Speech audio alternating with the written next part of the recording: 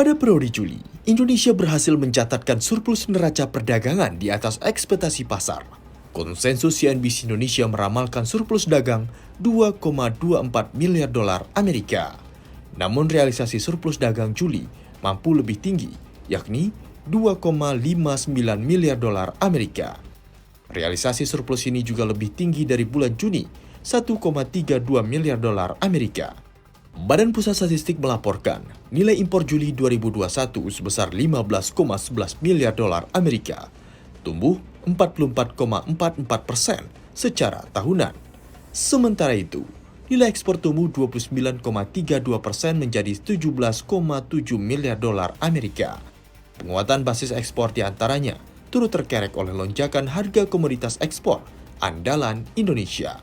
Pada sektor pertambangan, angka ekspor melonjak 105,69% menjadi 2,806 miliar dolar Amerika.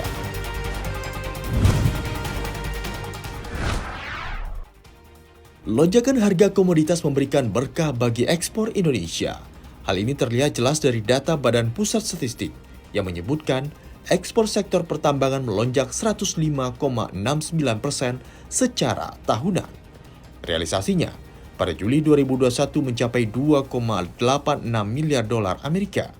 Sementara, dibandingkan dengan periode yang sama tahun lalu, ekspor sektor pertambangan senilai 1,39 miliar dolar Amerika. Kepala Badan Pusat Statistik, Margo Yuwono menyebut, ekspor tambang dikontribusi oleh komoditas batu bara, biji tembaga, dan lignit. Sebab kenaikan harga batu bara sejak tahun lalu mencapai 194,7%. Begitu juga dengan minyak kelapa sawit, timah, lignit, hingga tembaga yang rata-rata naik cukup tajam.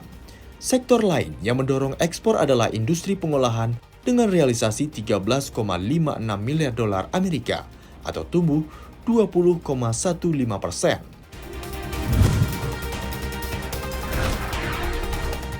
Indonesia kian dekat untuk memiliki satelit internet cepat bernama Satriawan. Bahkan, satelit ini diklaim menjadi yang terbesar di wilayah Asia. Rencananya, satelit Satriawan beroperasi pada 2023 mendatang. Direktur Utama Pasifik Satelit Nusantara, sekaligus Direktur Utama Satelit Nusantara 3, Adi Rahman Adiwoso menyatakan, satelit internet ini memiliki kecepatan 150 GB per second dan menjadi yang pertama di ASEAN. Satelit ini nantinya memiliki masa hidup hingga 15 tahun.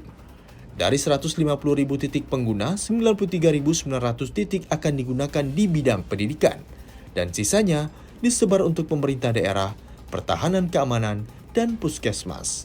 Adi menambahkan satelit ini akan dioperasikan paling lambat 17 November 2023.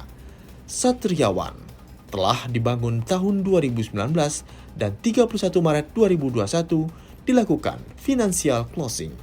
Di saat bersamaan, dibangun juga stasiun di bumi yang diperuntukkan untuk mendukung satelit.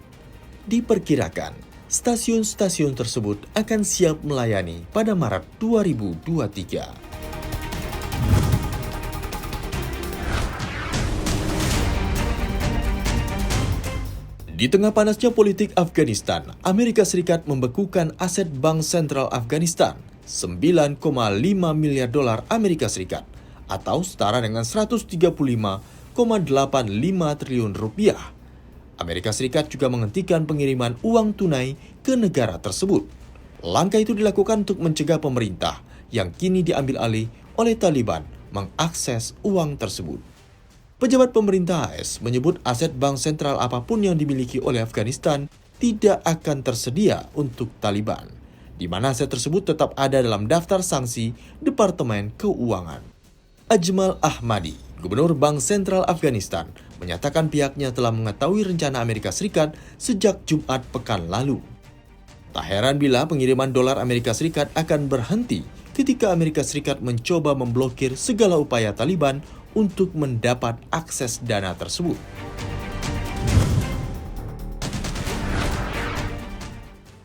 Masih soal dana segar, kali ini terkait aksi perusahaan raksasa dunia seperti Apple, Amazon, hingga Google, di mana perusahaan besar global diketahui terus menghimpun dana tunai.